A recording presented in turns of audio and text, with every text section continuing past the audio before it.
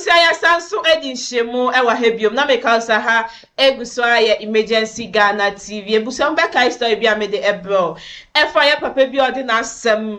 ebeda MFK ewa Losin TV. Na sem odi buy ni say na ofi baby e na obaye na eja. Obetu say ni yiwi awawale no. Ene bema fufro ewa jem ha na bema no ebo ni dogi no ebusia. Ene update ewo ho amede ebro na update ne say ye papa betina ha say na obo kusasefo na asole intebusia ye nsem yenko tie mu nsem emra update fufo nso etuwa so intebusia channel so be subscribe na wa like na wa drop comment nso ewo comment section as come ho ne ko hwe video radio dom bibia nso dana kwam kama Afisem de say wo de ha no ba unya ano emuaye eno na ye koso e ka kire dodo bi a ehwe na wotie ye wo update wo ho sere mame wodi kan aboya mane no ye nua be ma bibo refie ha e de ne ha ba ni din e de seto poku na sem nyina ne say o ware Kusase ni ba bi a ye frɛ no akua asha na emu nsam de say yetiefo ne ahwefo be kai a ono ne kan say okọ ba bi oba ya na obi bo na yere dogi anya asam or the man is so afi no je ne ho anye ta pepa o bonnet ta sa ready ano den pa o boya nkomo na nasam nyina mu no emma ensam bi fifiri na numu baya Kusase fo susu se wakasa atia won ne nsam a okekaaye no ebi e kire se wabu o manim tia na manfre pama de kwasi ye nyina nso ofiri ha kofi na Kusase fo won kana to an woni fie ho o masem nyina ne se wakasa tia won mu Kusase fo nti so owura se to poku anya asem papa bi anka nkere won mu a ene he asem we besi nya asem ketwa na owura set opoku ohwe se ne anema Kusase hene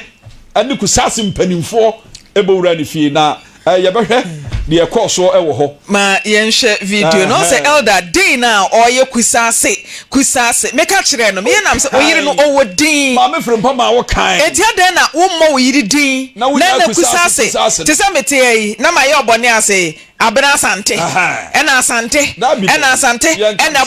ena bono oyire no ni din ukwahia no Kusase fo nyina na aware wo meka kire no wa ha eti Kusase fo akompam cho video na ye ready producers monfanto so na ye ni bre time na tiaye na ye nkoye ni muntentem na yenhwe video no se de esikoye bad eti boy yiri ni din aka asem na jai Kusase no e kire sen boy ni di kan se me je Kusase ti wo yiri bo di a wo di ejapoku won ka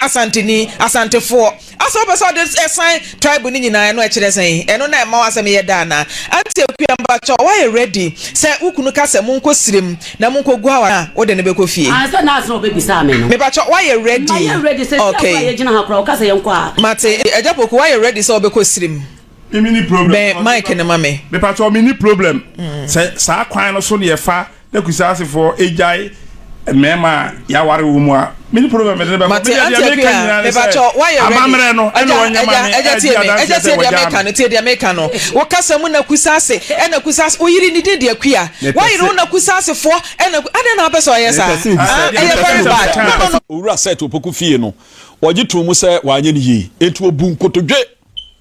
ena na yepese ka ho asem no obu nkotodwe wo manim ema na nsaso epa chewe mu odin ema wode pa Kusase fo nyina chew ahemfo ni nipa titiriwa nipa ahoro a omutie ya anya omode owura set opoku se opam chew bia nkoye bia momfa nche no na saa de esi ye no o ma bi ensi bi uda man from Poma. Edamate, omonfa video ni ntoso ama yenko next one. Sakina Mumuni, wasi good morning from Boko. Yaba Boko fo mu jira mo na so. Oba pa yeda se yeda omonfa ntoso ade yenko yenim wa na bre ni yafa. Enye easy o. Ye be fa kakra. Yede ya ba adwuma. Yeda to so mame. Download e twa ne ho sa. Fria no pa no nsia download e twa ne ho a. Eda to so na yenko yenim. Eda se, man from Poma say na wo kan Afisem get results. Obi a wode ne ha obeba no nya no mu aye e wo Afisem ha na ye nua baba ko bo refia ne din de akoso ya asila na asem nyina ne se oware wo wura bi a friend Frank Edem one ne tena wo ba akire Frank kwa ware ama ware no one na ware no ntam nsem bebre na abra wo wura no wuye no agapade a wo wura no ye dan no efie nsia nie ne chefa ne nsankan enti otrase ehwe ade na nhwe na wonya ba bia nso mfa na asem mfa eno asem amfre poma Afisem ono obedwafo mommoa me na wedie okaso okana no atuma emoa no ne ba ne papa awuo agapade ye ne ba ne chefa ne nsankan efie nsia na eno na yetiefo bekaye a eye ne kura ni kunu no ni kunu no ne yira oware no ye fe no moda na chese ono ana fie ho ne ma etese nyina waje akantan so on pese ne ba no ensaka ne dan na nano ya wada ye mama ya mo ye producer nana JC Kapa mama ye mo na baso pa ne producers ni nyina ye mo mabaso o ma ye adwuma nano ya wada ye safane ne kura no dan no amfie nsie ne nsanka ye no ne nsa omako che dan no ama ne nsa waje ne de safane ne kura no elder waje ne safoa emfie nsia 2 weeks pe na watwe mienu ye de ade miki ama no eno na kire se Afisem ye Afisem yes emfie nsia yo hwesa hwe oba TV ni so a nipa ekohia wo fie wo kogu honom ekohwa enyasem keto eti enye Afisem a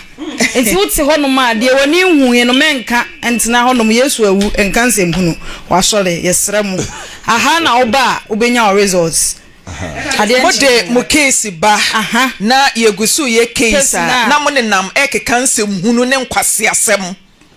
we ode ba ye emfie nsia ne 2 weeks na watwe mienu yabo modin atimi aye ama Ebusia mi do bibia siso ojibre ma yekohwe video no eba ye na first update na eba ye papa eba ha se ya na eje obecheche ni se wa ba becheche wunse mawie ede ni Kusase fo kumio kosa oba no so wodi MFK nim de nti ano ka che papa se boy ni didi bonidi na menkonko bo Kusase fo ni de keka ho ba still na ni papa gusaye ka Kusase fo kumio omukumio ene ho results na wenya no isi awale issue now the buy aso biewie sisi Kusase hene asole because who knew right as we gu na manfo hu fi